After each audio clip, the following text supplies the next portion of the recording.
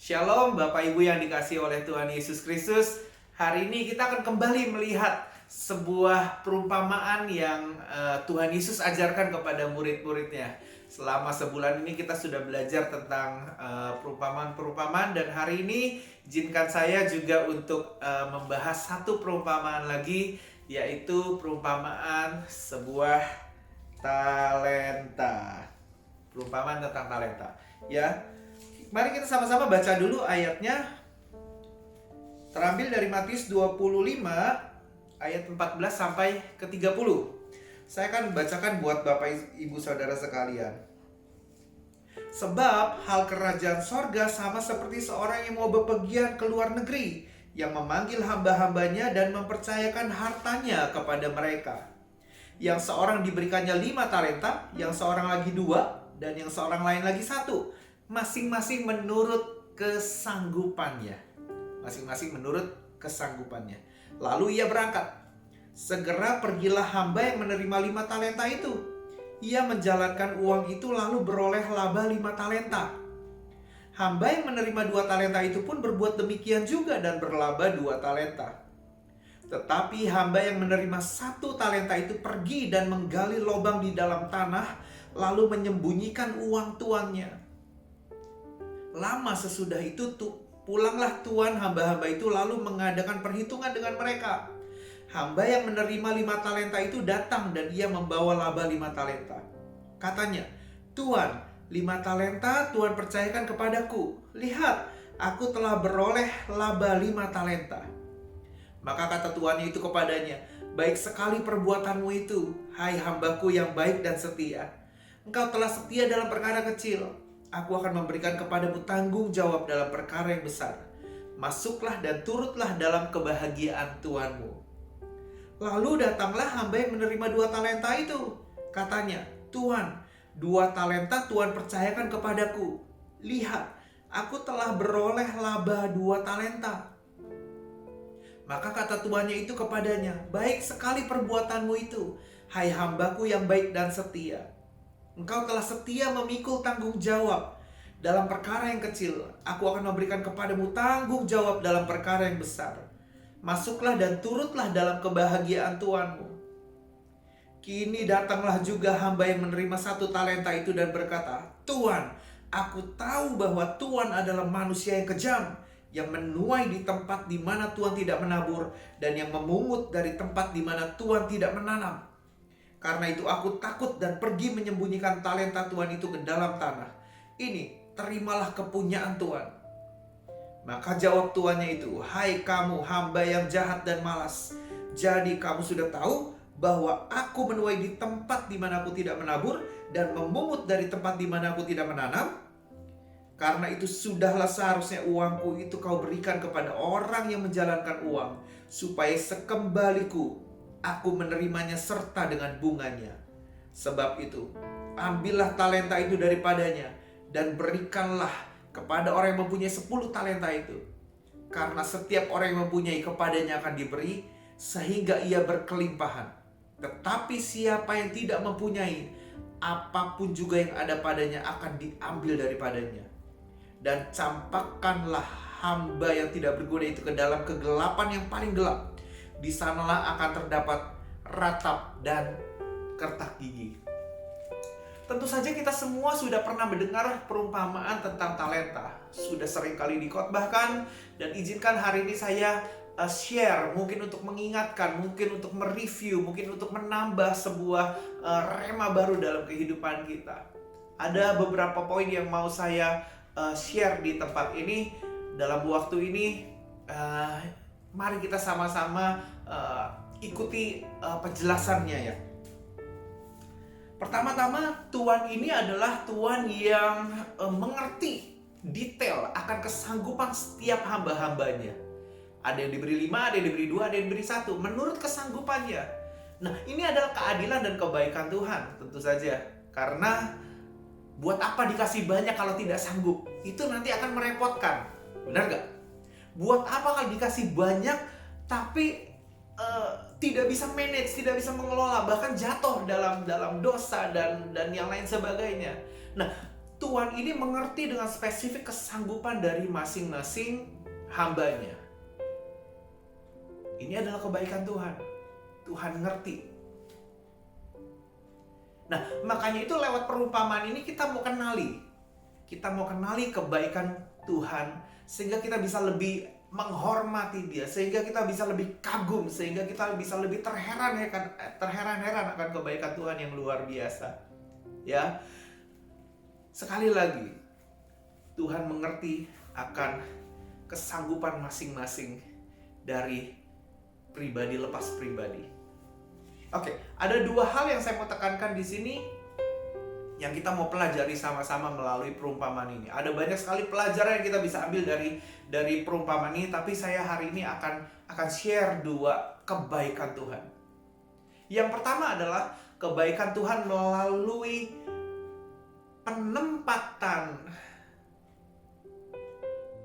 penempatan seseorang dalam hidupnya dan setiap modal yang dia berikan sebagai sesuatu yang lengkap.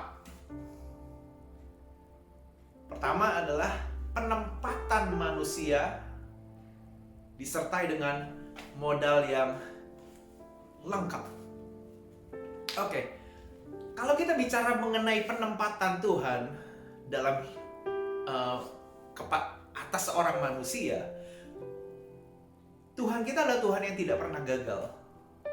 Artinya begini, setiap kali dia planning sesuatu, dia merencanakan sesuatu, dia merencanakan atas orang ini ditempatkan di tempat ini sehingga orang ini bisa menjadi seorang yang hebat, menjadi seorang yang luar biasa, menjadi seorang yang menang di areal situ. Itu adalah habitnya Tuhan. Tuhan nggak pernah salah menempatkan orang. Dia tidak pernah menaruh orang di tempat yang dia tahu bahwa orang itu akan jatuh di situ. Nggak pernah. Bagian Tuhan adalah dia mengerti bahwa orang ini sanggupnya seperti ini. Dia akan baik, dia akan bertumbuh, dia akan luar biasa ketika dia ditaruh di sini. Dan Tuhan adalah Tuhan yang selalu memberikan modal, memberikan talenta, memberikan environment yang bagus supaya orang ini bisa memenuhi akan panggilannya, memenuhi akan tanggung jawabnya, dan memenuhi akan setiap tugas yang Tuhan mau. Setiap kali Tuhan kasih tugas, itu nggak pernah sampai gini loh, yang nggak bisa dikerjain lalu dia berikan tugasnya. Nggak mungkin. Tuhan kita adalah Tuhan yang baik. Menurut kesanggupannya dia berikan talenta-talenta itu. Oke. Tadi yang pertama adalah penempatan manusia dan modal yang diberikan Tuhan. Ini karakter Tuhan. Ini karakter Tuhan yang luar biasa. Kenali kebaikan Tuhan lewat akan hal ini. Dari mana bukti-buktinya? Mari kita lihat di zaman penciptaan. Di zaman penciptaan, hari-hari pertama kali dunia ada, ya kan? Kenapa manusia diciptakan pada hari ke-6? Kenapa? Kenapa mesti ada matahari dulu, mesti ada cakrawala dulu, mesti ada tanaman, mesti ada binatang, mesti ada segala sesuatunya diciptakan dulu, baru manusia diciptakan. Kenapa? Karena Tuhan create environment-nya dulu, lengkap dulu, supaya manusia ketika dia memberikan perintah kepada manusia, berkuasalah, penuhilah bumi dan lain sebagainya, manusia itu bisa mengerjakannya. Kenapa? Karena environment-nya lengkap sudah. Tinggal bagian tanggung jawab manusia sajalah yang dia harus kerjakan. Bagian Tuhan selesai karena dia ciptakan segala sesuatunya sehingga manusia komplit itu. Tinggal bertanggung jawab supaya dia bisa berkuasa, memenuhi bumi dan lain sebagainya.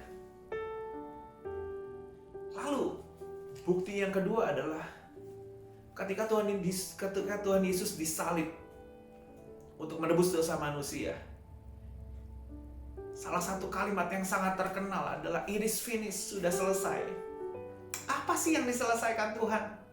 Yang diselesaikan Tuhan adalah apa? Hal-hal yang kita sebagai manusia tidak bisa menyelesaikannya sendiri. Contohnya adalah menyelamatkan diri kita sendiri. Bagaimana mungkin manusia bisa menyelamatkan dirinya sendiri? Tidak mungkin. Alkitab berkata bahwa sesungguhnya kutuk kita lah yang ditanggungnya, sakit penyakit kita lah yang ditanggungnya, belenggu-belenggu dosa kita lah yang ditanggungnya. Sehingga apa? It is finished, semuanya sudah ditebus, semuanya sudah dibayar, semuanya sudah diselesaikan oleh Tuhan. Nah, tentu saja kita sebagai manusia, kita perlu bertanggung jawab. Untuk apa? Untuk mengerjakannya itu. Itu sudah diselesaikan, bagian Tuhan itu sudah diselesaikan. Sekarang tinggal bagian kita nih, tanggung jawab kita nih. Nah, selalu like-nya di sini, di bagian tanggung jawab kita. Karena bagian Tuhan jelas, it is finished, sudah selesai.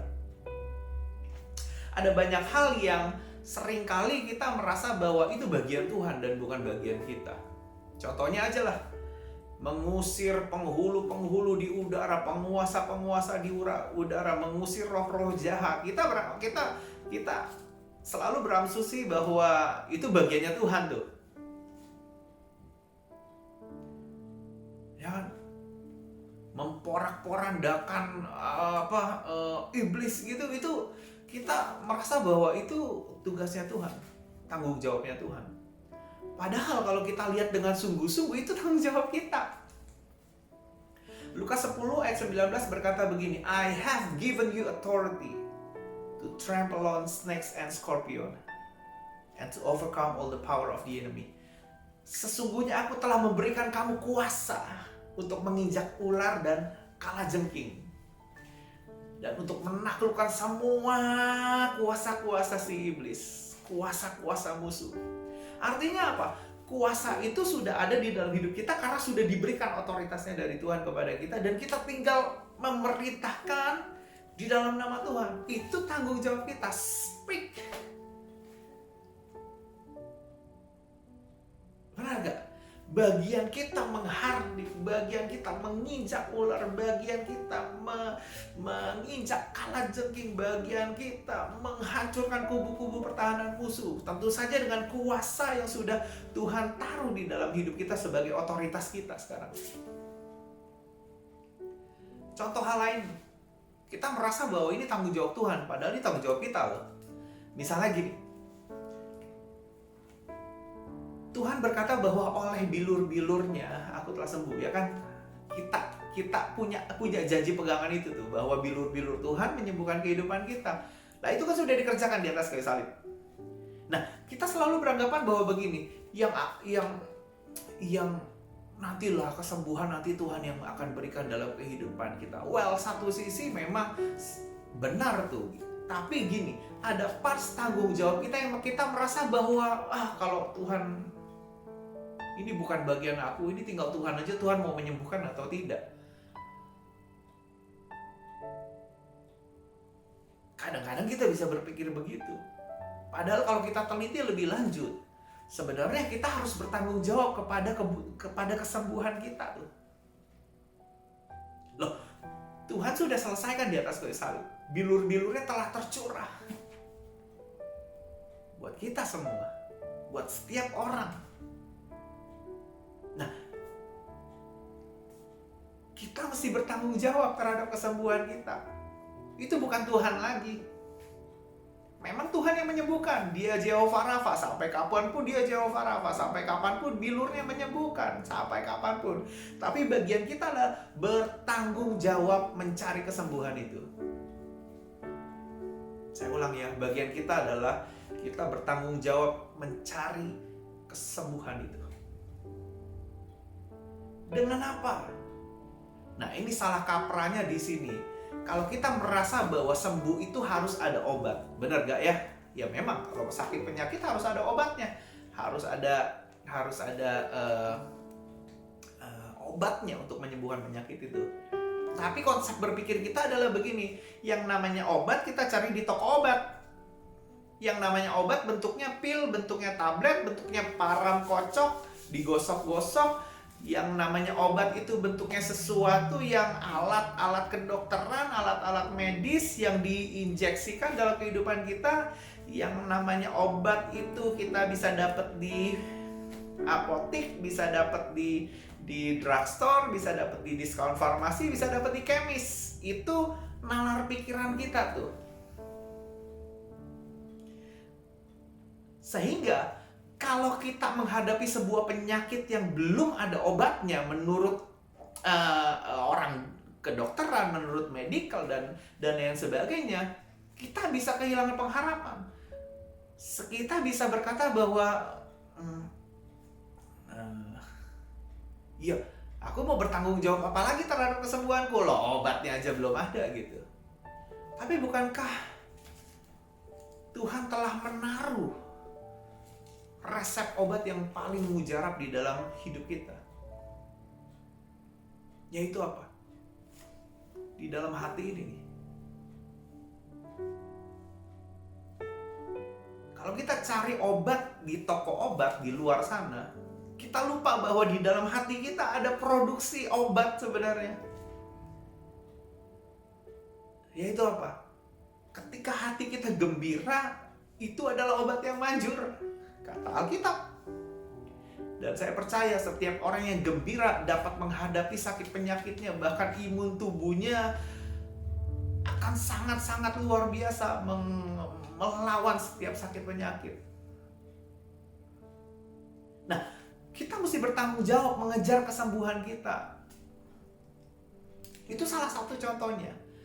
Parts-parts yang kita tidak kerjakan sebagai tanggung jawab kita, itu akan membuat kita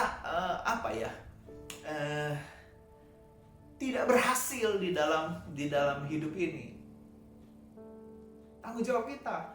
Orang yang mempunyai 5 talenta dan 2 talenta, mereka bertanggung jawab langsung tuh atas apa yang dipercayakan Tuhan dalam hidupnya.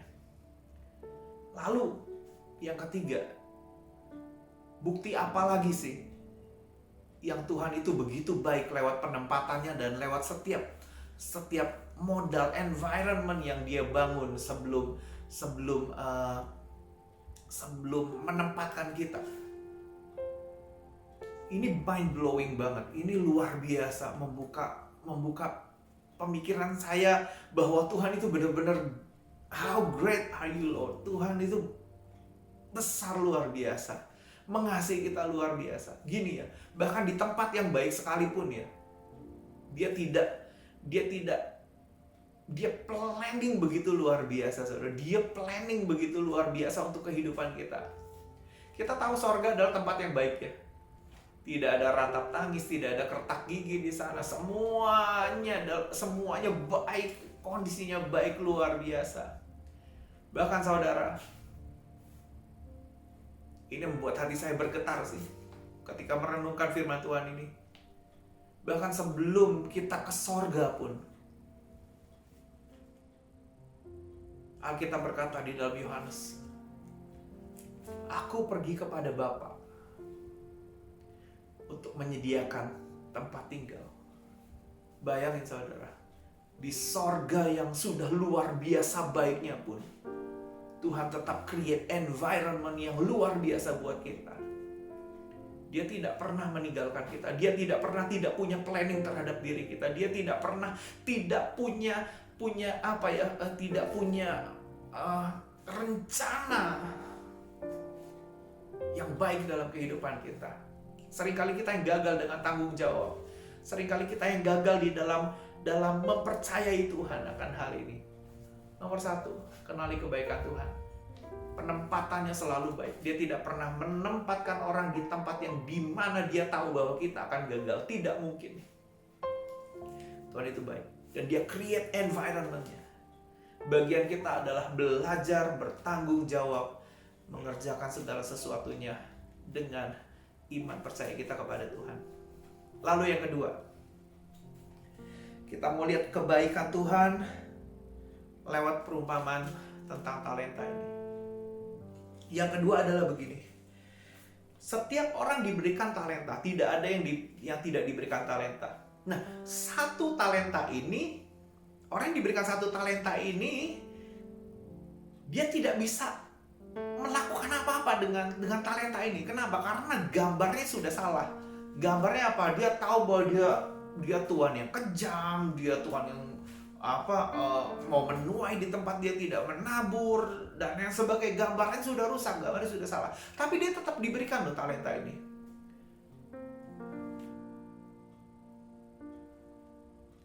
Nah, kenali kebaikan Tuhan lewat satu talenta ini. Menurut saya ini satu talenta yang sangat spesial dan sangat dibutuhkan oleh semua orang. Makanya diberikanlah talenta itu kepada semua orang. Saudara, kalau kita lihat di ayat yang ke-30, akibat dari tidak bisa maintain ini, si orang yang hamba yang punya satu talenta ini fatal sekali, yaitu apa? Dan campakkanlah hamba yang tidak berguna itu ke dalam kegelapan yang paling gelap. Di sanalah akan terdapat ratap dan kertak gigi. Sekarang saudara, kalau talenta ini bicara soal bakat, nyanyi misalnya ya. Kalau seseorang pintar nyanyi, dikasih bakat nyanyi, lalu tapi tidak mengembangkan bakat nyanyi, apakah orang itu akan dimasukkan ke dalam tempat gelap yang paling gelap, ada ratap tangis dan kertak gigi? Menurut saya kok tidak ya. Atau dia bisa desain dan atau apapun lah. Menurut saya kok tidak ya. Hanya karena orang tidak mau melukis, mengembangkan lukisnya, mengembangkan nyanyinya, mengembangkan talenta yang dia punya, lalu masukkan neraka gitu. Tuhan kita rasanya bukan Tuhan yang seperti itu. Nah, kalau dilihat dari hukumannya begitu beratnya orang yang tidak menjalankan talenta ini, saya yakin dan percaya bahwa satu talenta penting ini yang dia berikan kepada semua orang adalah talenta persekutuan dengan Tuhan. Satu talenta di mana talenta itu adalah kesempatan untuk kita bersekutu dengan Tuhan. Jelas di dalam Alkitab berkata bahwa gini, orang di luar Tuhan itu tidak memperoleh keselamatan. Ya. Artinya apa? Orang yang tidak memiliki persekutuan dengan Tuhan, dia tidak akan bisa selamat. Tempatnya adalah di tempat yang paling gelap, di tempat yang dimana ada ratap tangis dan kertak gigi. Jelas itu adalah talenta persekutuan dengan Tuhan. Nah, setiap orang punya kesempatan. Dan Tuhan menilai bahwa dia sanggup tuh, sebenarnya sanggup untuk punya relationship dengan Tuhan, persekutuan dengan Tuhan. Tapi dia tidak mau, dia memilih untuk menguburkan. Disimpan, lama disimpan. Nggak mau tahu soal persekutuan dengan Tuhan, nggak mau tahu dengan hal-hal yang rohani, nggak mau tahu, nggak mau bertanggung jawab dengan hal ini. Lalu akhirnya karena tidak menghargai persekutuan dengan Tuhan, akhirnya ya firman Tuhan tetap firman Tuhan. Dicampakkanlah hamba itu. Nah, sekarang kita sebagai orang yang sudah mendengarkan firman Tuhan ini, mari kita cek hidup kita. Apakah kita memiliki persekutuan dengan Tuhan? Apakah kita memiliki roh Tuhan di dalam hidup kita? Apakah kita begitu menyenangi bersekutu dengan Tuhan setiap harinya? Ini adalah satu talenta yang sangat spesial. Daud pernah berkata begini, Tuhan, jangan ambil rohmu dariku.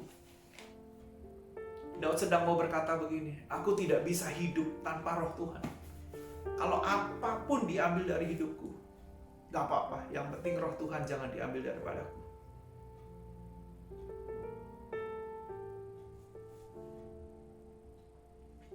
Bukankah Ayub juga pernah merasakan hal yang sama?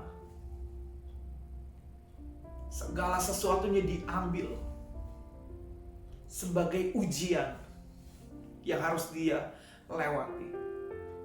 Tapi karena persekutuannya dengan Tuhan tetap terjaga, gak apa-apa. Bahkan semuanya bisa kembali. Ishak pernah gali sumur dan akhirnya diambil oleh orang lain, ditutup lagi sama musuh-musuhnya. Tapi karena persekutuannya dengan Tuhan tetap terjaga. Dia bahkan dikatakan dalam Alkitab, ia bertambah kaya, makin kaya dan kian kaya. Saya melihat dalam hidup ini, berapa kali orang ketika sesuatu hal diambil dari hidupnya, langsung rusak semuanya. Bahkan dia merasa bahwa tidak ada gunanya lagi ikut Tuhan, tidak ada gunanya lagi mengiring Tuhan, tidak ada gunanya lagi melayani, tidak ada gunanya lagi. Padahal Alkitab berkata jelas bahwa Matius 6 ayat 33 berkata, carilah dahulu kerajaan Allah dan kebenarannya, maka semuanya itu akan ditambahkan kepadamu. Makanya kalau ada satu talenta ini punya potensi untuk menambahkan talentanya. Kenapa? Karena kalau kebenaran Allah, roh Allah, kerajaan sorga ada dalam hidup kita, maka ada potensi segala sesuatu yang ditambahkan dalam kehidupan kita. Satu bisa jadi dua. Kenapa? Karena kita maintain yang satu ini, yaitu persekutuan kita dengan Tuhan, akan ada talenta lain yang ditaruh dalam kehidupan kita, ditambahkan ke dalam kehidupan kita. Menarik kan? Nah, kalau sudah ada dua, ada persekutuan yang hidup bersama dengan Tuhan, dan ada satu talenta lain yang Tuhan tambahkan, kita punya potensi bisa menambahkan lagi 4. Kalau kita sanggup, sekali lagi Tuhan memberikan menurut kesanggupannya. Kalau kita bertanggung jawab, kalau sudah jadi 4, bis kita menjaga akan persekutuan yang indah bersama dengan Tuhan, kita punya talenta lagi yang kita kembangkan. Kita bertanggung jawab di dalamnya, kita bertanggung jawab terhadap 4 talenta ini, maka akan ada yang ditambahkan lagi. Sepanjang kita terus mencari kerajaan Allah dan kebenarannya dalam hidup kita. Sepanjang rohnya terus memerintah dalam kehidupan kita. Hari ini, kita belajar kebenaran firman Tuhan. Betapa baiknya Tuhan kita. Dia gak pernah, yang pertama adalah kenali kebaikan Tuhan lewat penempatannya atas setiap manusia dan environment yang dia ciptakan. Dari zaman dahulu sampai nanti kita berada di sorga, dia selalu Tuhan yang berjalan di depan kita, menyiapkan segala sesuatunya, bertanggung jawab atas parts yang dia harus kerjakan. It is finished. Aku pergi kepada Bapa untuk menyediakan tempat tinggal bagimu. Dia kerjakan itu semua karena kasihnya kepada kita. Tapi jangan lupa, kerjakan tanggung jawab kita. Yang kedua adalah kenali kebaikan Tuhan. Lewat apa? Lewat satu talenta yang sangat spesial yang Tuhan berikan dalam kehidupan kita, yaitu apa? Ketika tiap-tiap orang punya kesempatan untuk bisa bersekutu bersama dengan Tuhan. Nah, sekarang bagian kita adalah, maukah kita memperkaya hidup kita, menggali hidup kita, bertanggung jawab dengan talenta yang Tuhan berikan itu. Ketika kita mau, maka akan ada talenta-talenta lain yang akan ditambahkan di dalam kehidupan kita. Saya berharap firman Tuhan sederhana ini bisa memberkati Bapak Ibu Saudara sekalian. Bertanggung jawablah terhadap apa yang sudah Tuhan berikan dalam hidupmu, dan jadilah orang yang lebih daripada pemenang. Karena di tempat di mana engkau ditaruh Tuhan, di situ potensimu untuk jadi orang yang lebih daripada pemenang. Mari sama-sama kita tundukkan kepala. Bapa di surga, terima kasih Tuhan buat kebenaran firman-Mu ini Tuhan Yesus. Hamba selesai berbicara Tuhan Yesus, tapi Roh Kudus-Mu yang luar biasa Tuhan akan sanggup menjelaskan lebih detail, lebih lanjut lagi ke dalam setiap hati jemaat yang ada. Dan kami boleh bertumbuh di dalam pengenalan kami akan Engkau Tuhan Yesus. Dan hidup kami menjadi hidup yang mempercayai Engkau sepenuhnya, seutuhnya Tuhan Yesus. Terpuji nama-Mu Bapa. Di dalam nama Tuhan Yesus Kristus kami berdoa, kami mengucap syukur. Amin. Tuhan Yesus memberkati. God bless.